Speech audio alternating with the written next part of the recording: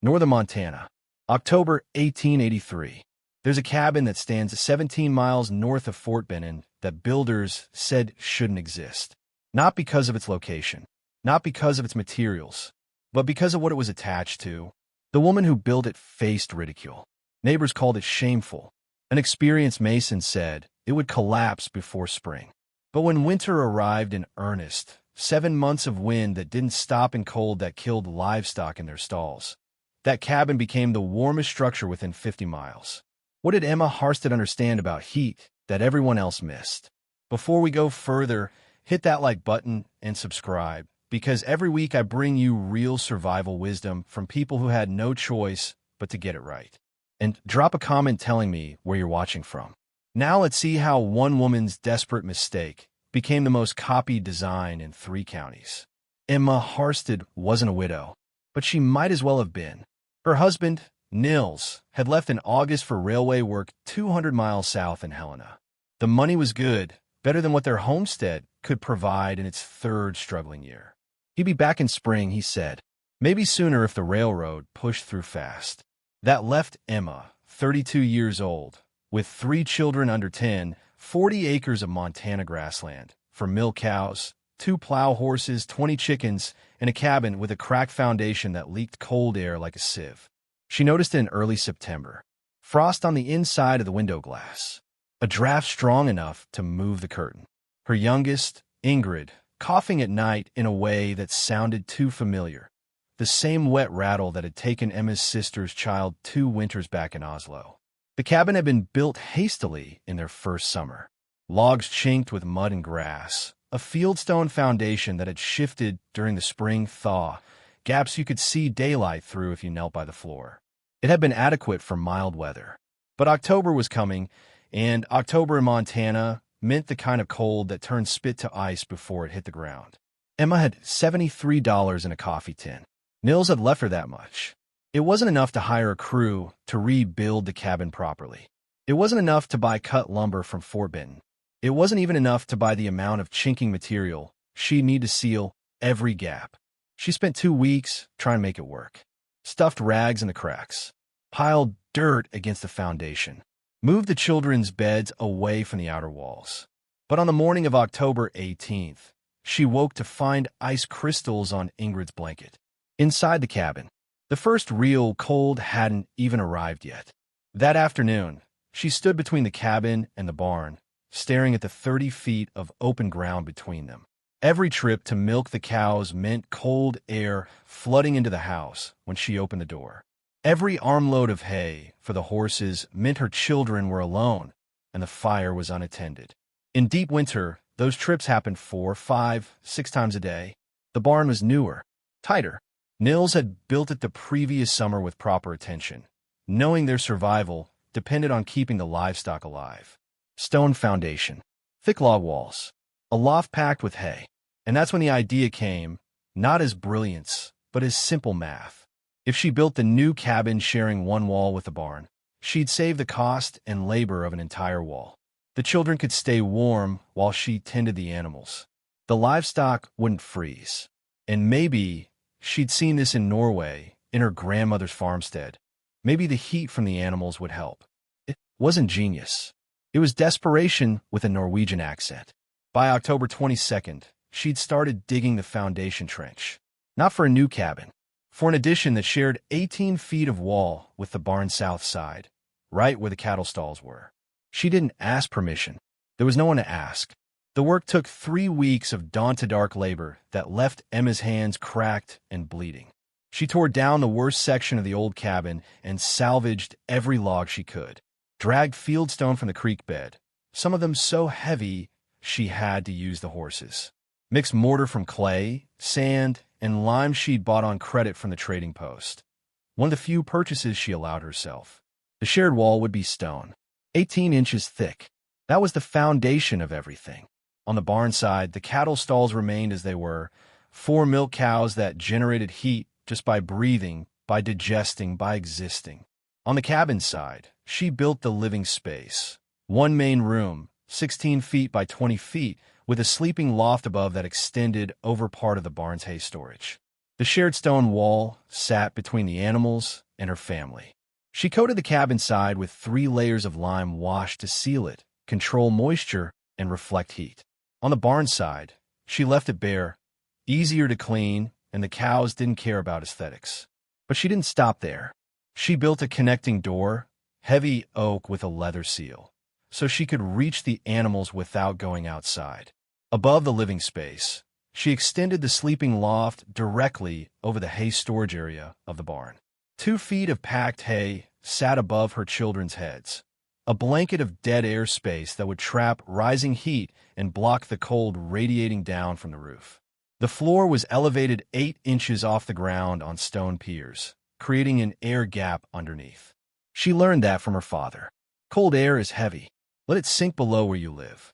She installed a small cast iron stove, not a large one, because she couldn't afford it and didn't need it, vented through a stone chimney that ran up the shared wall. The chimney pulled double duty. It vented smoke and acted as a second thermal mass, absorbing heat from the fire and radiating it slowly back into the room. Then came the details most people never noticed. She cut shallow drainage channels into the stone foundation, leading outside, so moisture couldn't pool. She built a double door entry, a small mudroom with 2 doors separated by 4 feet, creating an airlock that kept wind from blasting directly into the living space. She left ventilation gaps near the roof peak, small enough to prevent drafts, but large enough to let moisture escape. And she oriented the single window to the south, where it would catch whatever weak winter sun existed. By November 12th, the structure was complete, chinked, sealed, the stove installed and tested. She moved the children in on November 14th, just as the first serious snow began to fall. To anyone who looked at it, the design seemed absurd. A cabin attached to a barn, living quarters sharing a wall with livestock. The smell of manure and hay mixing with the smell of cooking food. Children sleeping above animals. A woman and her family essentially living in a barn. It looked like poverty, like desperation, like someone who didn't know the proper way to build a homestead. But Emma didn't build it to look proper. She built it to keep her children alive.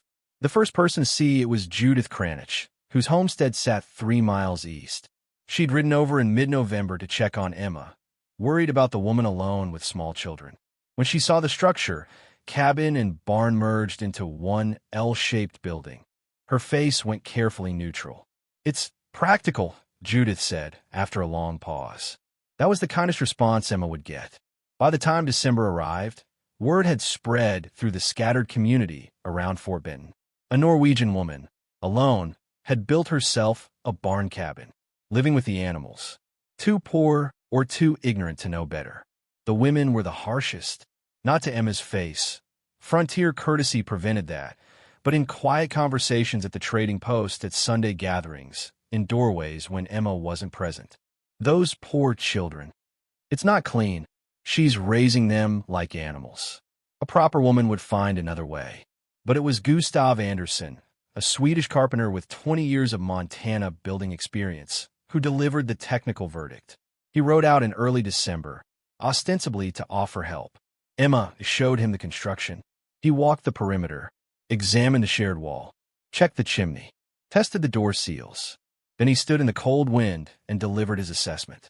"Mrs. Harsted, I respect the effort. I do. But that stone wall is going to sweat when the temperature difference gets extreme. The moisture will rot your logs from the inside. The weight of wet stone on a fieldstone foundation will cause settling, probably cracking. And if, God forbid, the animals panic or a fire starts in the hay, you'll have no escape route. This whole structure is a risk." He paused, then added the line that would stick with Emma through the winter. "By spring, you'll be rebuilding. Mark my words." Emma thanked him for his concern, offered him coffee, which he declined, watched him ride away. That night, she checked the lime coating on the stone wall again, felt for moisture, found none. The stone was cool to the touch on the cabin side, but dry. The air in the room smelled faintly of hay and animals, yes, but it wasn't unpleasant. It smelled alive. She didn't argue with Gustav Andersson. She didn't defend her choices to the women who whispered. She didn't explain the drainage channels, the lime seal, the ventilation gaps, the elevated floor.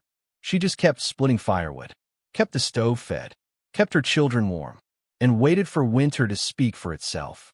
November had been cold. December was colder. But January 1884 arrived like a punishment. The temperature dropped to 20 below zero on January 3rd. By January 7th, it was 30 below. By January 12th, the mercury in the thermometer at the Fort Benning trading post had retreated into the bulb and refused to come out. Estimates put it at 40 below, possibly colder. The wind didn't stop. It came from the north in a constant horizontal push that found every gap, every crack, every weakness in every structure between the Canadian border and the Missouri River. Snow fell, not in storms, but in a continuous sifting that piled 6 feet deep in the places where wind allowed it to settle. Drifts reached the eaves of cabins. Pathways had to be shoveled twice a day just to remain passable. Families retreated into themselves. Ranches became islands. The distance between homesteads, already measured in miles, became almost insurmountable. A trip to Fort Benton, normally a half-day ride, became a 2-day survival expedition that no one attempted unless absolutely necessary. And the cold found the weaknesses in every cabin. At the Cranich place, Judith and her husband moved their 3 children into the kitchen, the only room they could keep above freezing. They burned through firewood at twice the rate they'd planned. Her husband spent 4 hours a day just splitting frozen logs and hauling them inside. At night, frost formed on the interior walls. The children slept in their coats. 2 miles south, the Peterson family lost a horse to the cold. It had been in the barn, but the barn wasn't tight enough. The animal simply stopped generating enough heat to survive, and by morning it was frozen where it stood. Gustav Anderson, the carpenter who'd predicted Emma's failure, burned through his winter wood supply by mid-January. He started burning fence posts, then furniture. Then he rode to Fort Benton in dangerous cold to buy overpriced cordwood from a supplier who knew desperation when he saw it. Men spent their days in a brutal routine. Wake in the frozen dark, restart fires that had died overnight, haul water that had frozen in the bucket, chip ice from the inside of windows, make multiple trips through killing wind to feed animals, split wood with hands that wouldn't bend, burn the wood, sleep fitfully, wake and repeat. Women tried to cook and wash and care for children in rooms that hovered at 40 degrees on a good day, 35 on a bad one. Ice formed in water pails kept indoors. Bread dough wouldn't rise. Babies cried from the cold. And then people started noticing something odd about the Harsted place. Smoke from Emma's chimney was thin. Occasional, not the thick, constant output you'd expect from someone trying to heat a space in 40 below weather. Riders passing on the distant trail assumed she'd run out of wood, or given up, or left. One man, a Norwegian bachelor named Henrik Solberg, rode closer to check. He expected to find the cabin dark, the family huddled and suffering, maybe needing rescue. What he found made him stop his horse and stare. Thin smoke from a chimney. No one outside, frantically splitting wood. No desperate activity. Just quiet. He dismayed, knocked on the outer door, then the inner door. Emma answered. She was in a wool dress, no coat. Behind her, the children were playing on the floor. Not huddled under blankets. Playing. The cabin was warm. Henrik stood in the doorway, feeling the heat on his face, and couldn't speak for a moment.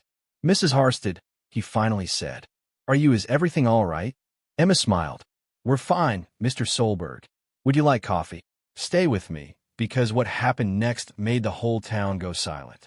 Dr. Benjamin Wright made house calls.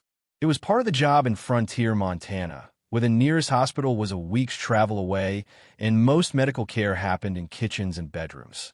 On January 19th, 1884, he rode out to check on the Cranich family. Their youngest had developed a cough that Judith feared was turning into pneumonia. The cold was making everything worse. The visit took 2 hours. The child would live, but the cabin was barely livable. 38 degrees near the stove. Cold enough to see your breath in the corners. The family was burning wood faster than they could split it, and they were still losing the battle against the cold. On his ride back toward Fort Benton, Dr. Wright decided to check on Emma Harsted. He'd heard the rumors. Woman alone, strange building, probably struggling. He expected to find sick children and a desperate situation. He tied his horse outside the barn section and knocked on the exterior door. Then the interior door. Emma answered, and a wave of warm air rolled out into the mudroom. The doctor stepped inside and stopped. The cabin was warm. Not barely tolerable warm. Actually warm. Comfortable. The kind of temperature you could stand in without a coat and not think about the cold outside. He glanced at the cast-iron stove. A small fire, burning low. Not the roaring blaze you'd expect. "Mrs. Harsted," he said slowly, "what is the temperature in here?" Emma gestured to a thermometer hanging on the wall near the window, one of the few luxuries she'd kept from her previous life in Norway. 58 degrees Fahrenheit. Dr. Wright looked at it, looked at the small fire in the stove, looked at the children playing on the floor in normal clothes, not bundled in coats and blankets. "It's 6 in the morning," he said. "When did you last feed the fire?" "Last night," Emma said. "Around 9 o'clock. 9 hours ago." The fire had been burning low for 9 hours, and the cabin was still nearly 60 degrees. Outside, the temperature was 33 below zero. Dr. Wright was a man of science. He asked permission to examine the structure. Emma walked him through it. The shared stone wall, 18 inches thick, running the length of the cattle stalls. He placed his hand on it. The stone was cool on the cabin side, but not cold. On the barn side, where the cows stood, it was noticeably warmer. "The animals," Emma explained. 4 cows. Each one is like a stove that never goes out. They breathe, they digest, they make heat. The stone holds it, slowly, all night long. Dr. Wright did the math in his head. Cattle body temperature around 102 degrees. For animals in an enclosed space, generating heat constantly. A thermal mass of stone, he estimated 4,000 pounds or more, absorbing that heat and radiating it through to the living space. He looked up at the sleeping loft, and above. "Hay storage," Emma said, 2 feet thick. The children sleep up there. Heat rises from the stove, gets trapped by the hay, can't escape through the roof. The doctor walked to the floor, knelt down, felt the gap underneath. There's space below, so ground cold doesn't conduct upward. My father taught me that. Dr. Wright stood, brushed off his knees, and looked at the woman in front of him. Norwegian immigrant. 3 children. Husband gone for 7 months. Built this herself out of necessity. "Mrs. Harsted," he said quietly, "do you know what you've done?" Emma shrugged. "Kept my children warm." Over the next 2 weeks, Dr. Wright told the story. Not as gossip, but as medical fact.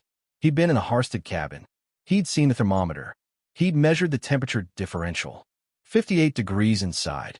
33 below outside.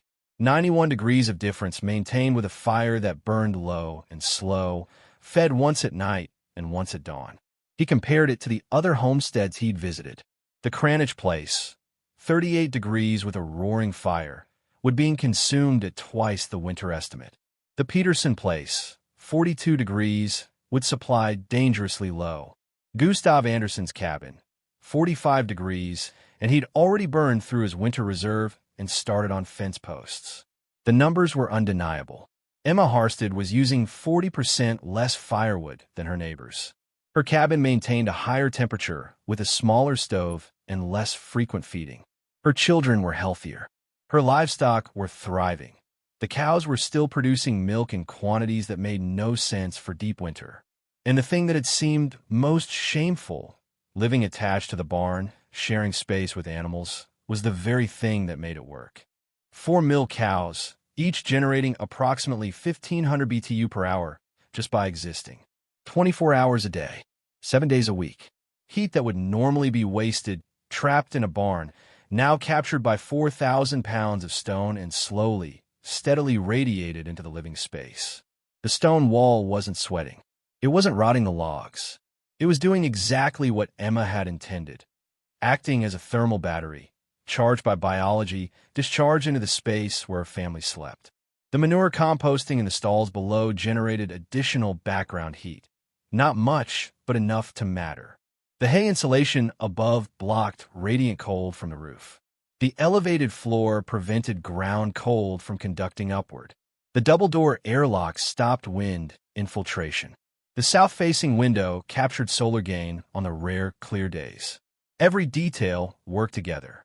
While her neighbors were making 4, 5, 6 trips a day outside to split and haul frozen wood, losing body heat, losing home heat, exhausting themselves, Emma fed her stove twice, morning and night, 12-hour cycles. While other families huddled in a single room, she had a living space and a sleeping loft, both comfortably warm. While other livestock were dying or barely surviving, her cows were healthy enough to produce milk. The design everyone had mocked, the construction everyone had called foolish, the choice everyone had judged as shameful, it was outperforming every proper cabin within 50 miles. And the winter wasn't even half over. Spring arrived late in 1884. The snow didn't truly melt until mid-April, and even then, patches remained in the shadowed places until May. On the first warm day, the temperature climbed above 50 degrees, Gustav Anderson rode out to the Harsted place. He dismounted slowly, like a man who'd spent a long winter thinking about being wrong. Emma was outside, hanging laundry. Her children were playing near the cabin. The cows were out in the small paddock, their winter coats starting to shed. "Mrs. Harsted," Gustav said. He took off his hat. "I came to apologize." Emma paused, clothespin in hand. "For what, Mr. Anderson?" "For being a fool, and for telling you that you were building something that would fail." He gestured at the cabin barn structure. "I'd like to ask your permission to examine the construction, to understand how you did it."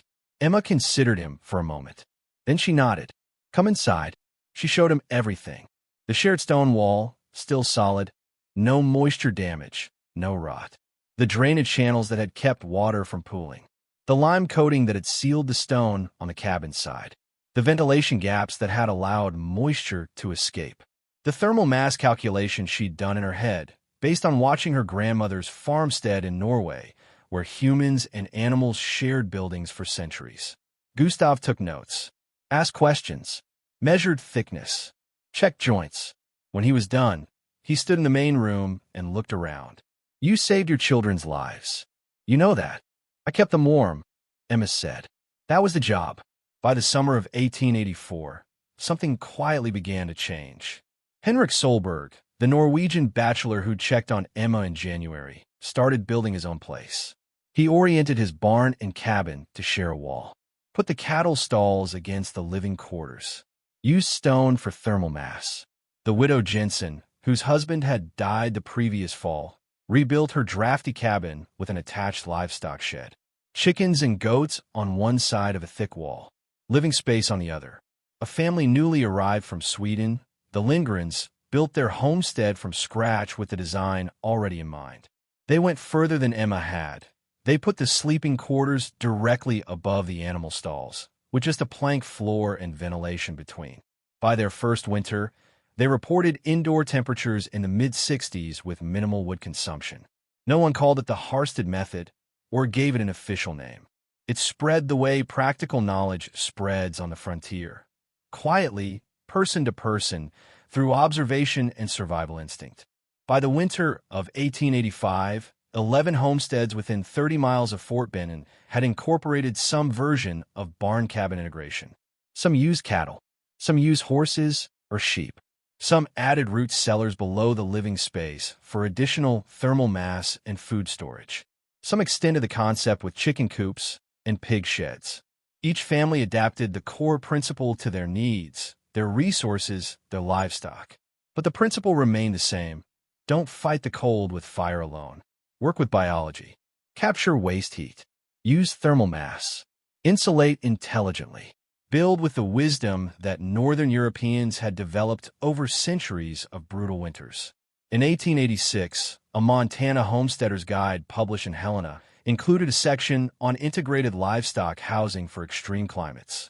It didn't mention Emma Harsted by name, but the description matched her design almost exactly. The guide called it a proven winter strategy for isolated families in severe conditions. Emma never sought credit. She'd never built the cabin to prove a point or demonstrate superiority.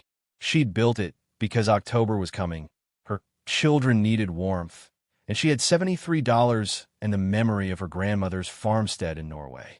But in the summer of 1887, when a new family arrived and built their cabin the old way, separate from their barn, relying on a large fireplace and massive wood consumption, the neighbors noticed. And they wondered why anyone would do it the hard way when there was a better option sitting right there in front of them. That's how you know an idea has become wisdom, when people stop questioning it and start questioning the alternative. Emma Harsted's cabin still stood as of 1912, though Emma herself had moved to Helena after Nils returned and found work in town. The structure was taken over by another family, then another, each one discovering the same truth. It worked. What looked like desperation was actually sophisticated engineering. What seemed like poverty was actually efficiency. What appeared shameful was actually smart. The core principle wasn't new. Northern Europeans, Norwegians, Swedes, Finns, Northern Germans had been building with integrated animal housing for centuries. In the old country, farmsteads often kept livestock and humans under the same roof, separated by thick walls or floors. The animals provided heat, the humans provided care, and everyone survived winters that would have killed them separately. Emma hadn't invented anything. She'd remembered. She'd taken knowledge from her grandmother and applied it to Montana. She'd adapted the principle to the materials she had, the livestock she kept, the family she was protecting. The technical explanation is straightforward. Cattle are biological furnaces. A single cow generates approximately 1,500 BTU per hour through metabolic heat, respiration, digestion, and basic biological function. For cows produce 6,000 BTU per hour continuously for as long as they're alive and fed. That heat normally dissipates into a barn and escapes through the roof, the walls, the gaps. It's wasted, but if you capture it with thermal mass, stone, earth, adobe, brick, you can store it and release it slowly. A 4,000-pound stone wall absorbs heat on one side and radiates it on the other. It moderates temperature swings. It turns biological waste heat into livable comfort. Add insulation above, hay, sod, earth, and you prevent heat from escaping upward. Elevate the floor, and you prevent ground cold from conducting upward. Create an airlock entry, and you stop wind infiltration. Orient to solar south, and you capture passive gain.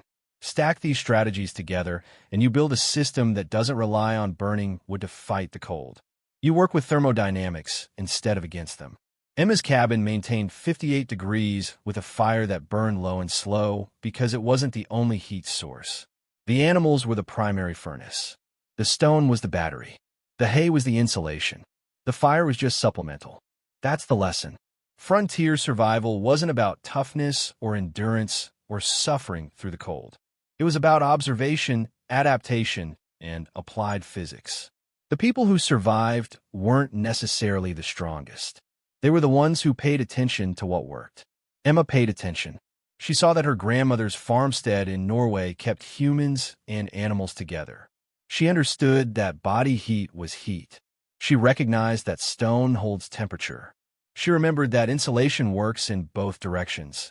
It keeps cold out and heat in. And when her neighbors mocked her for living like an animal, she didn't argue. She just waited for winter to deliver the verdict. The verdict was clear. 58 degrees versus 38. 40% less wood. Healthier children. Thriving livestock. A system that worked when everything else was failing. By the time spring arrived, the mockery had turned to questions. The questions turned to replication. The replication turned to standard practice. That's how wisdom moves. Not through argument, but through results. Today, we've mostly forgotten this. We heat our homes with furnaces that burn fossil fuels.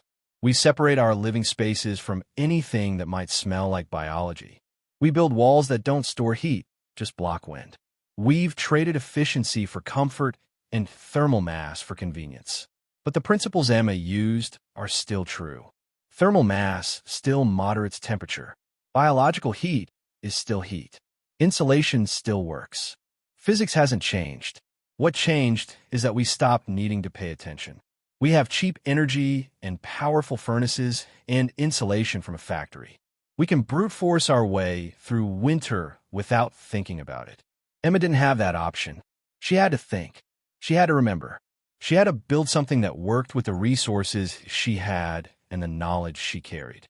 And in doing so, she built something that outperformed everything around her. That's the real story. Not that she suffered or endured or survived through toughness, but that she built smart. She thought clearly. She applied old knowledge to a new place and trusted the principles over the opinions. When winter came in earnest, the cabin that shouldn't exist became the warmest place within 50 miles. Sometimes the best engineering looks like a mistake until the test arrives. Where are you watching from? And what's the coldest winter you've ever faced? Drop a comment below. And if this story taught you something real, hit that subscribe button, because every single week I bring you survival wisdom that actually worked when life depended on it. These aren't theories. These are the techniques that kept people alive when there was no second chance. See you in the next one. Historical note. This narrative is a dramatized reconstruction based on historical patterns of frontier building techniques and documented practices of Norwegian and Scandinavian immigrants in Montana Territory during the 1880s. While Emma Harstead is a representative character, the integrated barn cabin design described was a real adaptation used across the northern plains, particularly by settlers from Northern Europe who brought vernacular building knowledge from regions with similar climates. Temperature figures, wood consumption estimates, and thermal performance data are based on documented studies of period construction methods and livestock heat generation. This is educational content illustrating historical engineering principles, not a substitute for modern building codes or professional consultation.